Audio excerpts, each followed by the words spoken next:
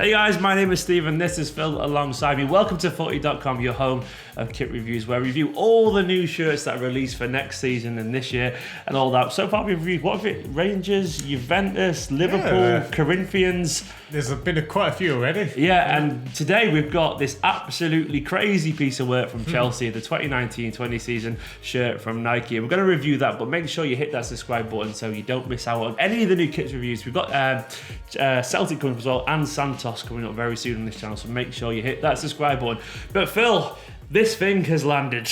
This absolutely crazy thing. We've got Eden Hazard up front and centre there wearing this V-neck shirt.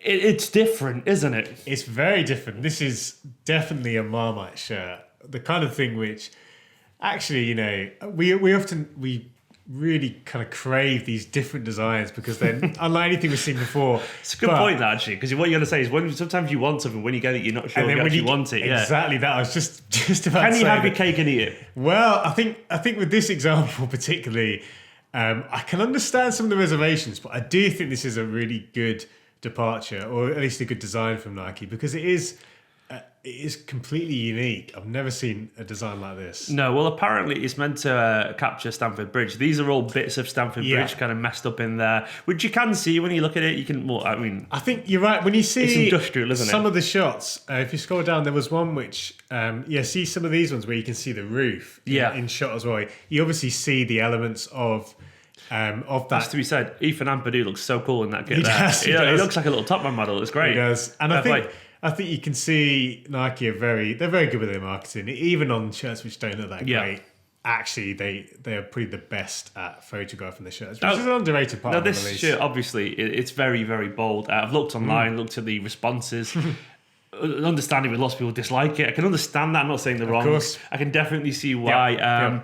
I've actually come round to this. I think it's fun. I think it's bold. It's a little bit different. I for one, I'm a big thing on V-neck. I like V-necks. I think they look nice. Either crew collar or V-neck for me. None of that weird kind of drop collar stuff. So that's nice. It's interesting. It's very different. Very different. As you said on Twitter, you can't accuse it of being safe. You know, you really can't, can you? No. I think it's quite nice. Yeah, I think one of the things which I like about that pattern now, I can understand it's a bit scattergun. It's a little bit sort of not particularly refined, so I think that's fair. But I do like the fact that the pattern itself is essentially it's quite random. So every shirt you get is kind of slightly different. And is it? What do you mean? Yeah, so the shirts are all cut from essentially a big, bit of fabric with the pattern already in. So rather than a kind of print which is stretched to fit the shirt. Is that actually true? So they're all going to be different, essentially? Yeah, so you can see, actually I put a little picture on Twitter showing, kind of illustrating that. That's very, very, very interesting. Which is a very interesting thing, and it's not always the case with shirts like this. If you scroll down, so you can see there, if you look at the same section of each shirt. Oh, it is different. You've got and that the good thing about that is that a match worn shirt, or is that a replica thing as well? No, it's essentially it's the same effect across women's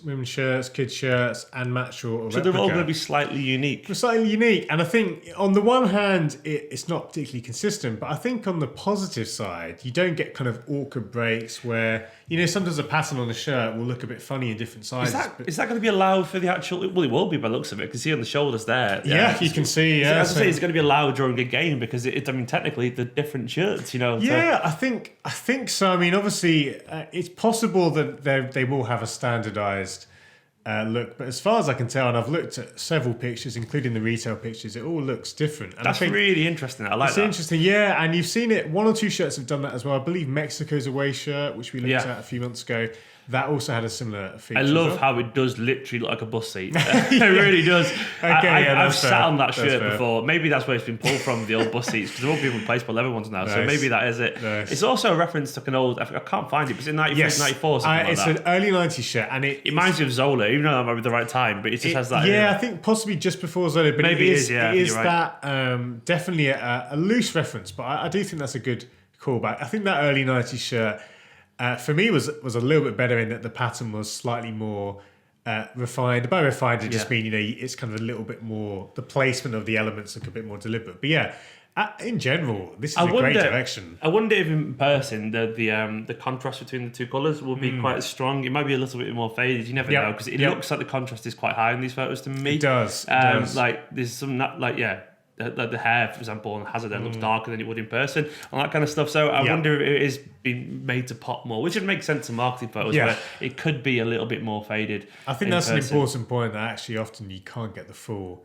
effect, or you can't appreciate what the kit will actually look like in person. I think you're probably right. It won't be as looks more faded than it does. Yeah, and I think in general, it will look a bit better potentially with it slightly less of a contrast. There's rumours that the away kit is going to be like a plain white kind of thing, isn't it? So I guess they'll go for a simple. I mean, we'll review that when it comes out, of course, so make sure you hit that subscribe button. But we'll basically we'll see obviously the really simple, clean shirt and this crazy one. I think clubs should be doing things like this more often. I know it's different. I know, but people will look back. I guarantee you, people look back in 15 years and go, "Oh, I really like that shirt from then." But then they'll want it, and then they'll moan it when something else comes out, because we always look at the classic shirts and go, "Oh, I really liked it back then. It was really interesting and creative, and I'm really bored of this template that we've got now." But then once we get it, as you said, people moan about it. I can understand why some Chelsea fans might not like it. Maybe there's some traditional ones, but I've seen the ones that people do like on Twitter, and they're just basically referencing a boring old Adidas template. Well, I think the thing is, you see, what I like about this kit is in the 3 years, it'll be 3 years or 3 seasons with Nike at Chelsea. Yeah. And you've got a bit of everything. You got the first year, which was basically a plain shirt, which did look nice, but it was quite plain.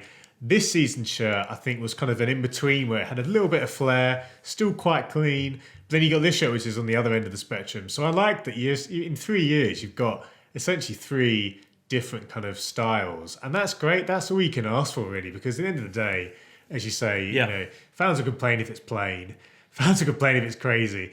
I think actually they've done a bit of everything, and that is all you can ask for from a brand. I reckon once again, in 15, 20 years, this will be one of those cool shirts that Chelsea fans will wear. They'll wear it as a retro shirt, and that is usually a good barometer if it stands the test of time or not. And I think they will, because it's a bit different. I am genuinely bored of boring football shirts. The crazier they are, the better, because even though it may not always work, at least they provoke some kind of discussion. At least you feel like the designers have sat there and worked it out and tried to do. And the fact that they're all kind of slightly unique as well. I personally not. You said it's done with the Mexico shirt, but I've not noticed that before personally, and I like that. It's actually genuinely decent. I think the good thing about that is, as you said, there's been a few examples, and it's the reason I think it's probably not done as much is because it takes actually, you've got to create a pattern which will work. Yeah, and granted, again, it is quite. There's a lot going on, but I think for that reason, it gives you, like you say, there's a personal element, a unique element to it.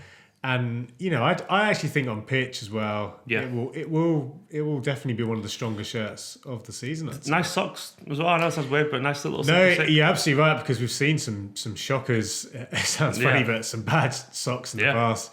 Some of the New Balance stuff, we'll get onto that in our Celtic video. It looks really bad on the sock front. Make sure you subscribe so you don't miss that, because Phil's going to lay into that kit. Phil, this is the bit where I ask you what you think the score's going to be for this. Now, if you don't know, basically, we're going to try and get some physical board up where we kind of put all the scores for the kit's review, because so far we've given...